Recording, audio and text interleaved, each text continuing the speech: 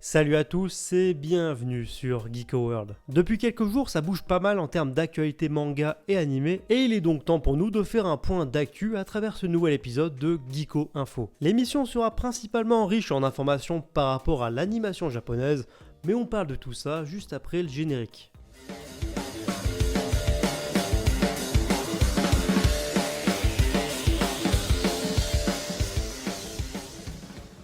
Avant d'aller plus loin, comme d'habitude, je vous invite à lâcher les pouces bleus afin de soutenir un maximum la chaîne et l'émission par la même occasion, et éventuellement de vous abonner, c'est totalement gratuit et vous pourrez suivre toute l'actualité manga. Enfin bon, place à l'actu. Et comme d'hab, c'est la tradition, dans un premier temps, on va parler de l'actualité manga. Et commençons avec une grosse information en rapport avec One Piece, et pas des moindres. En effet, une publicité présente dans le Weekly Shonen Jump numéro 35, afin de promouvoir le 10e numéro du One Piece Magazine, a révélé que le manga One Piece approchait de son arc final, sans pour autant s'attarder sur les détails. Une information plutôt intrigante, surtout quand on sait les nombreuses intrigues qui restent à être réglées dans le manga. En tout cas, affaire à suivre donc. La deuxième information est plutôt étonnante. En effet, les auteurs de The Promised Neverland, Keiyo Shirai et Demitsu Posoka sont déjà de retour dans le Weekly Shonen Jump. En effet, les deux artistes reviennent le temps d'un one-shot de plus de 45 pages, intitulé Shinrei Kono Saburo. Et l'histoire de ce one-shot sera focalisée sur un photographe voulant à tout prix prendre une photo d'une manifestation surnaturelle à l'intérieur d'un lieu.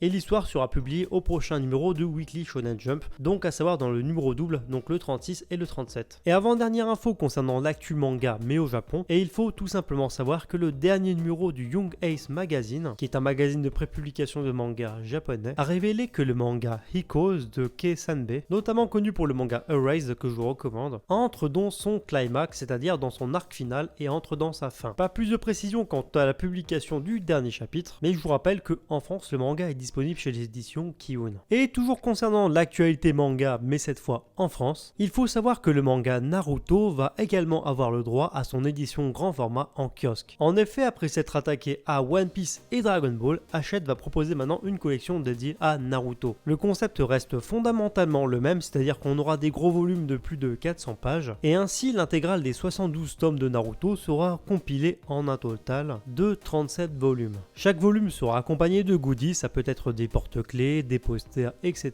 Et le premier numéro de ce Naruto en grand format sera disponible à partir du 13 août 2020 au prix de 3,99€. Comme d'hab, ensuite ça montera progressivement, le tome 2 sera proposé à quasi 9€, et ensuite chaque volume de la série coûtera 12,99€. Et chaque nouveau tome de la série sortira à la fréquence de 1 tome toutes les 2 semaines. Voilà pour le point d'actu sur les mangas, et passons à l'actualité autour de l'animation japonaise. Et en ce qui concerne l'actualité autour de l'animation, il a été dévoilé dans le numéro 35 du Weekly Shonen Jump que My Hero Academia allait s'offrir un tout nouvel OAV, qui proposera pour l'occasion une histoire inédite. Et cet OAV sera divisé en 2 parties et sera diffusé sur la plateforme de streaming légale Hulu. Cet OAV intitulé Ikonokore Keishi no Survival sera diffusé à partir du 16 août 2020 au Japon. Et d'ailleurs, à noter qu'en France, on aura également le droit à cet OAV et juste avant le Japon. Tout simplement parce que cet OAV en 2 épisodes va être également diffusé en France via la plateforme ADN. En France, ces 2 épisodes seront numérotés comme les épisodes 26 et 27 de la saison 4 et ils seront diffusés à partir du 15 août à 18h. Et l'intrigue prendra place juste avant l'examen de la licence provisoire des héros. Autre information qui risque de faire plaisir à pas mal de monde, le ô combien attendu film d'animation Demon Slayer Demon Train s'est offert un ultime trailer à couper le souffle, et ce tout nouveau trailer a également été accompagné par un tout nouveau poster. Pour rappel, le film débarquera dans les salles obscures japonaises à partir du 16 octobre 2020 et sera diffusé aux États-Unis et au Canada en 2021. En France, en revanche, toujours pas d'informations concernant une éventuelle date de sortie, mais je pense que ça ne serait tardé. Et pour rappel, l'intrigue du film prendra place directement après la fin de la saison 1 de l'anime.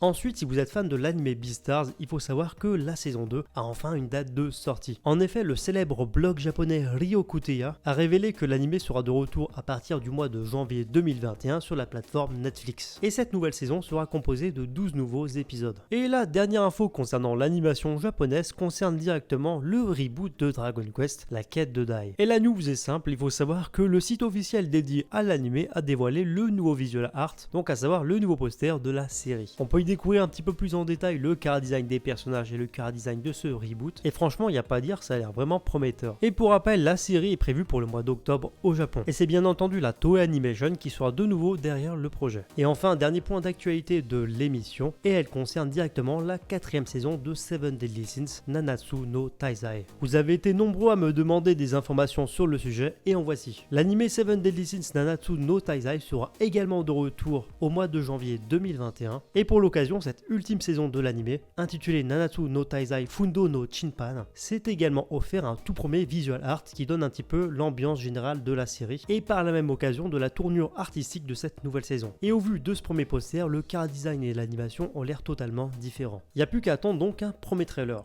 Enfin bref, en tout cas, voilà pour notre gros point d'actualité. Comme d'habitude, j'espère vraiment que la vidéo vous a plu. Si c'est le cas, n'hésitez pas à me donner votre avis ou réagir à l'actualité à travers les commentaires. Sinon, si vous aimez mon contenu et l'actualité de façon générale, je ne peux que vous inviter à me rejoindre sur Twitter et Instagram afin de suivre l'actualité manga en direct. Et si vous cherchez un lien, c'est en description ou à l'écran. Et sur ce, je vous dis à bientôt pour une prochaine vidéo.